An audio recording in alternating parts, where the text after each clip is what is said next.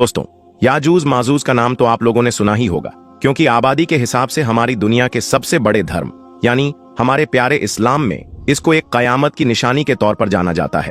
और यह माना जाता है कि जब हमारी यह दुनिया खत्म होगी, यानी जब कयामत आएगी, तो उससे पहले हमारी दुनिया में जो 10 बड़ी निशानियां जाहिर होंगी, उनमें से एक निशानी याजूज माजूज का निकलना भी होगा। मगर दोस्तों, अब सवाल यह है कि आखिर याजूज माजूज निकलेंगे कहां से, कब निकलेंगे, कैसे निकलेंगे और निकलकर करेंगे क्या? और साथ ही साथ सवाल तो यह भी बनता है कि आखिर याजूज माजूज हैं कौन, यह कहां से हैं, इनका इतिहास क्या है और आखिर इनकी इंसानों से और खासकर मुसलमानों से क्या दुश्मनी है। तो चलिए आज की इस वीडियो में हम यही सब कुछ जानने की कोशिश करते हैं। साथ ही साथ याजूज माजूज की जो दीवार है उसके बारे में भी हम बात करेंगे कि जो दीवार न सिर्फ हद से ज्यादा मशहूर है, बल्कि जिस दीवार के बारे में यह भी माना जाता है कि दरअसल याजूज माजूज पिछले कई सालों से, बल्कि पिछले हजारों सालों से उसी दीवार के पीछे कैद हैं। हम बताएंगे क्या राज है उस दीवार का, वह दीवार कौन से देश में मौजूद है और क्या हुआ था कि जब हमारी दुनिया के एक्सपर्ट्स उस दीवार को ढूंढकर उस तक पहुंचने में कामयाब हुए थे। आखिर उन लोगों ने वहां पहुंचकर ऐसा क्या देखा था कि जिसे देखकर वह लोग हैरान हो गए थे। तो सबसे पहले तो हम आप लोगों को यह बता दें कि दरअसल याजूज माजूज के इतिहास को पढ़ने और समझने से पहले हमको हजरत जुल्करनैन के इतिहास को समझना होगा। अब सवाल यह है कि हजरत जुल्करनैन कौन थे? तो दोस्तों, जब आखिरी पैगंबर हजरत मोहम्मद सल्लल्लाहु अलैहि वसल्लम ने अपने नबी होने का ऐलान किया, तो उस वक्त कुछ बड़े यहूदी आलिम उनके पास आए और 3 सवाल पूछे।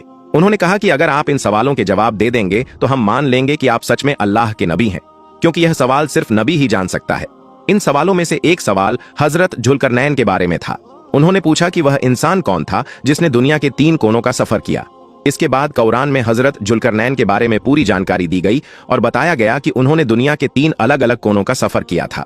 दरअसल दोस्तों, जुल्करनैन हमारी दुनिया के एक ऐसे बादशाह थे जो लगभग 2500 साल पहले पैदा हुए थे, यानी करीब 580 ईसा पूर्व। इस हिसाब से यह हजरत ईसा अलैहिस्सलाम से भी लगभग 500 से 600 साल पहले गुजरे थे। जहां तक उनकी सल्तनत का सवाल है, तो उनकी सल्तनत आज के जमाने में पाकिस्तान से लेकर ग्रीस यानी यूनान तक फैली हुई थी। इस हिसाब से बीच के जितने भी देश हैं, जैसे तुर्की, सीरिया, इराक, ईरान, अफगानिस्तान, यह सब उनकी सल्तनत में आते थे। यही वजह है कि हजरत जुल्करनैन की गिनती इतिहास के उन चंद हुक्मरानों में की जाती है जिनका राज्य पूरी दुनिया पर था। यूनानी लोग जहां उन्हें साइरस द ग्रेट के नाम से जानते थे, वहीं ईरानी लोग उन्हें कुरस कबीर के नाम से जानते थे। जहां तक जुल्करनैन के शब्द का सवाल है, तो जुल्करनैन का मतलब होता है 2 सींगों वाला, और यह नाम उनके उन 2 सींगों की तरफ इशारा करता है जो असल में उनके ताज में होते थे। इसके अलावा हजारों साल बाद जब दुनिया ने मेहनत करके उनका मकबरा ढूंढ लिया, तो वहां एक ऐसा स्टैच्यू मिला जिसके ताज पर न सिर्फ 2 सींग थे, बल्कि उस पर दुनिया के 3 कोने भी बने हुए थे। ये 3 कोने इस बात की तरफ इशारा करते हैं कि हजरत जुल्करनैन ने दुनिया के 3 कोनों तक का सफर किया था। लेकिन दोस्तों, आप में से ज्यादातर लोगों के दिमाग में यही सवाल होगा कि ठीक है, ये सब समझ में आ गया, लेकिन जब उनके बारे में कोई नहीं जानता था, तो उन कुछ बड़े यहूदी आलिमों को उनके बारे में कैसे पता था जिन्होंने पैगंबर हजरत मोहम्मद सल्लल्लाहु अलैहि वसल्लम से हजरत जुल्करनैन के बारे में सवाल किया था। तो उनके बारे में हम आपको बता दें कि असल में हजरत जुल्करनैन का यहूदियों के इतिहास से गहरा रिश्ता है। 686 ईसा पूर्व में, यानी हजरत ईसा अलैहिस्सलाम से 586 साल पहले, बाबुल नाम की सल्तनत बहुत ताकतवर थी। कह सकते हैं कि वह उस वक्त की सुपर पावर थी और उसका बादशाह बख्त नसर बहुत ही जालिम इंसान था। उसने यरूशलेम शहर पर हमला किया और वहां जमकर लूटमार की।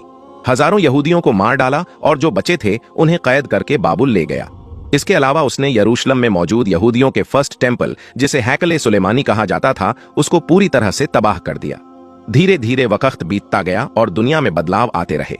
अगले 50 सालों में हजरत जुल्करनैन एक नई ताकत बनकर उभरे। उन्होंने 539 ईसा पूर्व में, यानी हजरत ईसा अलैहिस्सलाम से 539 साल पहले बाबुल पर हमला किया और उसे आसानी से जीत लिया। अब जाहिर है दोस्तों, हजरत जुल्करनैन बहुत रहमदिल और इंसाफ पसंद इंसान थे। जहां भी जाते लोग उनकी सीरत देखकर उन पर फैदा हो जाते और उनकी फौज में शामिल हो जाते थे। जब उन्होंने बाबुल को फतह किया, तो बाबुल के लोग भी उनके साथ हो गए। वहां जो यहूदी मौजूद थे, जिन्हें कुछ साल पहले यरूशलेम से गुलाम बनाकर बाबुल लाया गया था, हजरत जुल्करनैन ने उनके साथ बहुत अच्छा सुलूक किया। उन्होंने उनके सारे हक वापस दिए और उनके शहर को दोबारा बसाने में मदद की, जो पूरी तरह से उजड़ चुका था। उन्होंने उन्हें बाबुल से यरूशलेम पहुंचाया और उनके हैकल ए सुलेमानी को फिर से बनवाया, जिसे बाबुल के बादशाह बख्त नसर ने पूरी तरह से तबाह कर दिया था। और यही सारे रीजन हैं जिनकी वजह से हजरत जुल्करनैन को यहूदी कौम से ना होने के बावजूद भी आज तक यहूदी कौम में एक हीरो के तौर पर याद किया जाता है और उनका नाम बड़े ही इज्जत और एहतिराम के साथ लिया जाता है। इसी वजह से उस जमाने के बड़े यहूदी आलिमों ने हजरत मोहम्मद सल्लल्लाहु अलैहि वसल्लम से हजरत जुल्करनैन के बारे में सवाल भी किया, क्योंकि उन्हें पता था कि उस जमाने में हजरत जुल्करनैन के बारे में आम लोगों को कोई जानकारी नहीं थी। सिर्फ खुदा और कुछ बड़े यहूदी आलिमों को ही इस बारे में जानकारी थी। दोस्तों, अब यह जानना जरूरी है कि हजरत जुल्करनैन की तीनों सफर के दौरान याजूज माजूज से मुलाकात कब और कैसी हुई थी। तो कुरान में बताया गया है कि हजरत जुल्करनैन एक सफर पर निकले और सूरज के गुरूब होने की जगह तक पहुंचे। वहां उन्होंने एक कीचड़ वाला चश्मा पाया और एक कौम भी देखी। अल्लाह ने कहा, ऐ जुल्करनैन, तुम उन्हें सजा दो या कोई बेहतर तरीका इख्तियार करो। कुरान के मुताबिक हजरत जुल्करनैन ने पश्चिम की तरफ एक सफर किया और इतनी दूर पहुंच गए कि उन्हें एक पानी का चश्मा मिला और वहां उन्होंने सूरज को डूबते हुए देखा। वहां उन्होंने कौम से मुलाकात की जिन्होंने याजूज माजूज की शिकायत की। यह याजूज माजूज एक खतरनाक कौम थी जो आसपास के इलाकों पर हमले करती थी। वह कबीलों को तबाह कर देती, लूटमार करती और लोगों को गुलाम बना लेती थी। कुरान में बताया गया है कि याजूज माजूज ऐसे पहाड़ों पर रहती थी जहां पहुंचने का सिर्फ एक रास्ता था। इसलिए लोगों ने हजरत जुल्करनैन से दरख्वास्त की कि अगर वह बहुत सारी दौलत दें तो क्या वह याजूज माजूज और उनके दरमियान एक मजबूत दीवार बना सकते हैं जिससे हम उन्हें हमेशा के लिए रोक सकें। हजरत जुल्करनैन ने जवाब दिया कि अल्लाह ने मुझे बहुत सारा माल दिया है, लेकिन तुम मेरी जिस्मानी तौर पर मदद करो। फिर उन लोगों और हजरत जुल्करनैन की फौज ने मिलकर दीवार बनाना शुरू की। यह दीवार लोहे और तांबे को पिघलाकर बनाई गई थी और यह इतनी मजबूत थी कि कभी भी टूट नहीं सकती थी। तब से लेकर आज तक याजूज माजूज उसी दीवार के पीछे कैद हैं और तब तक रहेंगे जब तक यह दीवार नहीं टूटती। हर दिन याजूज माजूज उस दीवार की बुनियादों को खोदने की कोशिश करते हैं। शाम को जब वह वापस जाते हैं तो सोचते हैं कि सुबह बाकी काम करेंगे, लेकिन वह इंशा अल्लाह कहना भूल जाते हैं। अगले दिन दीवार उसी हालत में होती है जिस हालत में उन्होंने छोड़ा था, यानी मजबूत और सलामत। मगर कयामत से पहले एक दिन ऐसा आएगा जब वह शाम को वापस आते वक्त इंशा अल्लाह कहेंगे, और इस इंशा अल्लाह की बरकत से जब वह अगले दिन आएंगे तो दीवार उतनी ही खोदी हुई मिलेगी जितनी उन्होंने छोड़ दी थी। उसमें दीवार में सुराख हो जाएगा और वह बाहर आ जाएंगे। बाहर आते ही यह लोग इतनी बड़ी तादाद में होंगे कि तमाम दरियाओं का पानी पी जाएंगे, यानी सभी नदियों को सुखा देंगे। दोस्तों, अब बात करें कि याजूज माजूज की दीवार आज कहां है, तो अलग अलग उलेमा की अलग अलग राय है।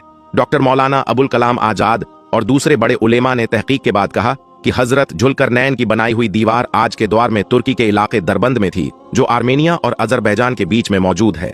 इन लोगों की तहकीक के मुताबिक हजरत जुल्करनैन ने यहाँ सबसे पहले एक किला बनवाया था और इस किले की दीवारें लोहे और तांबे से बनाई गई थीं ताकि याजूज माजूज के हमलों से उन इलाकों को महफूज किया जा सके जिन्होंने उनसे हिफाजत की दरख्वास्त की थी। इतनी ही बात नहीं, बल्कि इन लोगों के मुताबिक वहां आज भी किले और दीवार के निशानात मौजूद हैं। कुरान में याजूज माजूज के बारे में जो मालूमात मिलती हैं वह इस जगह से काफी हद तक मिलती जुलती है। आगे यह लोग कहते हैं कि वक्त गुजरने के बाद याजूज माजूज की कौम में एक बादशाह पैदा हुआ जिसका नाम खजार था। उसने यहूदी मजहब कबूल किया और अपनी पूरी कौम को भी यहूदी बना दिया, यानी आज के यहूदी दरअसल याजूज माजूज की नस्ल से हैं। इसके सबूत में यह लोग कहते हैं कि यहूदी मजहब नया आदमी आसानी से कबूल नहीं कर सकता, क्योंकि यह मजहब नस्ल से जुड़ा हुआ है। इतिहास में यहूदी गेहुआ रंग रखते थे, लेकिन आज के यहूदी ज्यादातर सफेद और तुर्क नस्ल जैसे लगते हैं। इस राय को मजबूत करने के लिए यह लोग यह भी कहते हैं कि हजरत उमर रजी अल्लाहु अन्हु के द्वार में मुसलमानों की फौजें इस इलाके में याजूज माजूज से लड़ी थीं, जिसकी मिसाल के तौर पर आर्मेनिया और अजरबैजान में सहाबा की कब्रें मौजूद हैं। लेकिन सवाल यह है कि अगर यह सही है और आज के यहूदी याजूज माजूज हैं, तो फिर वह कयामत से पहले पूरी दुनिया पर हमला कैसे करेंगे? स्कॉलर्स का कहना है कि यहां हमला करने का मतलब जंग नहीं, बल्कि दुनिया पर काबू पाना है। आज मीडिया, सियासत और कारोबार में यहूदी सबसे ताकतवर हैं, इसलिए कहा जा सकता है कि उन्होंने पूरी दुनिया पर कंट्रोल कर लिया है। मगर यह भी सच है कि तहकीक को आखिरी हकीकत नहीं माना जा सकता। मौलाना अबुल कलाम आजाद समेत कई आलिमों ने यह राय दी, लेकिन मुसलमानों की बड़ी तादाद इसे नहीं मानती। वजह है कि हदीस के मुताबिक याजूज माजूज की आबादी बहुत बड़ी होगी, जबकि यहूदी दुनिया की कुल आबादी का 1% भी नहीं है। इसके अलावा हदीस में आता है कि याजूज माजूज हर दिन दीवार तोड़ने की कोशिश करेंगे। अगर यह मान लें कि वह आजाद हैं, तो फिर इस हदीस का मतलब खत्म हो जाता है। साथ ही आर्मेनिया और अजरबैजान की लोकेशन भी कुरान में बताए गए 2 पहाड़ों के बीच की शर्त पर पूरी नहीं उतरती। अब दूसरी थ्योरी देखें तो कुछ लोग कहते हैं कि उन्होंने असली दीवार ढूंढ ली है। रिसर्च टीम के मुताबिक यह दीवार आज के किर्गिस्तान में मौजूद है, जो पहले सोवियत यूनियन का हिस्सा था। टीम ने 1 साल 4 महीने तक सफर किया, कई लोगों की जान भी गई। आखिरकार वह लोग पहाड़ों के बीच ऐसी जगह पहुंचे जहां बर्फ के नीचे एक सीधी इंसानों द्वारा बनाई हुई दीवार थी। वहां मेटल डिटेक्टर से साबित हुआ कि इस बर्फीली परत के नीचे लोहे और तांबे की बनी एक बड़ी दीवार मौजूद है। लेकिन यह भी सिर्फ एक तहकीक है। असली हकीकत क्या है, यह अभी भी राज है और बहुत से सवालों के जवाब अब तक बाकी हैं। तो करीब 1400 साल पहले रसूलुल्लाह सल्लल्लाहु अलैहि वसल्लम ने जो पेशगोई की थी वह अब पूरी होती दिखाई दे रही है। कहा गया था कि दज्जाल के लिए एक सफेद महल बनाया जाएगा जहां वह ठहरेगा। आज वही महल तामीर हो चुका है, जिसे किंगडम पैलेस कहा जाता है। लेकिन सवाल यह है कि इस महल के सारे रास्ते आम लोगों के लिए क्यों बंद कर दिए गए हैं, ये अंदर से कैसा दिखता है और आखिर ये किस इस्लामी मुल्क में बना है, ये जानकर आप हैरान रह जाएंगे। आज की इस वीडियो में हम आपको इस रहस्यमयी महल के बारे में चौंकाने वाली बातें बताएंगे। दज्जाल यहाँ क्यों ठहरेगा? क्या उसके आने की तैयारी पूरी हो चुकी है? क्या उसका आने का वक्त अब बहुत करीब है? इन सब सवालों के जवाब जानने के लिए वीडियो आखिर तक जरूर देखिएगा। दोस्तों, हम सब मुसलमान जानते हैं कि कयामत से पहले का सबसे बड़ा फितना दज्जाल का फितना होगा। रसूलुल्लाह सल्लल्लाहु अलैहि वसल्लम ने उसकी कई निशानियां बताई थीं, जो आज हमें पूरी होती नजर आ रही हैं। कहीं दज्जाल के लिए महल बनाए जा रहे हैं तो कहीं सालों की खुराक जमा की जा रही है। यहूद और नसारा यानी यहूदी और ईसाई इस काम में सबसे आगे हैं, लेकिन अफसोस कि अब मुस्लिम हुकूमतें भी उनकी नकल करने लगी हैं। रसूलुल्लाह सल्लल्लाहु अलैहि वसल्लम की हदीस में दज्जाल के सफेद महल का भी जिक्र मिलता है और अफसोस की बात है कि आज एक इस्लामी मुल्क में वही महल बना दिया गया है। हदीस शरीफ में हजरत अनस बिन मालिक रजी अल्लाहु ताला अन्हु से रिवायत है कि नबी सल्लल्लाहु अलैहि वसल्लम ने फरमाया, कोई जगह ऐसी नहीं होगी जहां दज्जाल न जाएगा सिवाय मक्का और मदीना के। इन दोनों शहरों के हर दरवाजे पर फरिश्ते पहरा देंगे। फिर मदीना के लोग 3 बार भयंकर जलजला महसूस करेंगे और उसके बाद अल्लाह ताला वहां से सब काफिरों और मुनाफिकों को निकाल देगा, क्योंकि दज्जाल इन दोनों मुकद्दस शहरों में दाखिल नहीं हो सकेगा। इसीलिए दज्जाल मदीना के पास मौजूद जबले हबशा नाम के पहाड़ पर ठहरेगा। एक और हदीस में आता है कि रसूलुल्लाह सल्लल्लाहु अलैहि वसल्लम ने सहाबा से फरमाया, लोग निजात के दिन के बारे में पूछते हैं। सहाबा ने पूछा, या रसूलुल्लाह वो दिन कौन सा होगा? तो आपने फरमाया, जब आखिरी वक्त का बड़ा मुनाफिक यानी दज्जाल जबले हबशा की चोटी पर चढ़ेगा और अपने साथियों से मदीना की तरफ इशारा करके कहेगा, क्या तुम ये सफेद महल देख रहे हो? यही अहमद की मस्जिद है। फिर वो मदीना के करीब आएगा तो वह सिर्फ इसलिए रुकेगा ताकि एक तलवार लिए फरिश्ते को वहां छोड़ सके। इसके बाद वह अल-जफ नाम की बंजर जमीन पर डेरा डालेगा। उसी समय मदीना में 3 बार जोरदार जलजला आएगा और फिर कोई भी मुनाफिक या फासिक, गुनाहगार, मर्द और औरत वहां नहीं रह पाएंगे। सब दज्जाल के साथ निकल खड़े होंगे। यही दिन यौमे निजात यानी बचाव का दिन होगा। हदीसों की रोशनी में साफ होता है कि जब दज्जाल का ज़हूर होगा तो वह मदीना के पास मौजूद एक पहाड़ की चोटी पर कयाम करेगा, जिसे जबले हबशा कहा जाता है। आज भी यह पहाड़ मदीना मुनव्वरा में मौजूद है। हैरत की बात यह है कि इसी पहाड़ पर सऊदी हुकूमत ने एक सफेद महल बनवाया है, जिसे किंगडम पैलेस कहा जाता है। कहा जाता है कि यह महल दज्जाल के लिए ही बनाया गया है, क्योंकि जब वह मदीना पर हमला करने आएगा तो यहीं ठहरेगा। जब इस महल की तामीर शुरू हुई थी तो कई मजहबी रहनुमा और बड़े अफसर इसके खिलाफ हो गए थे।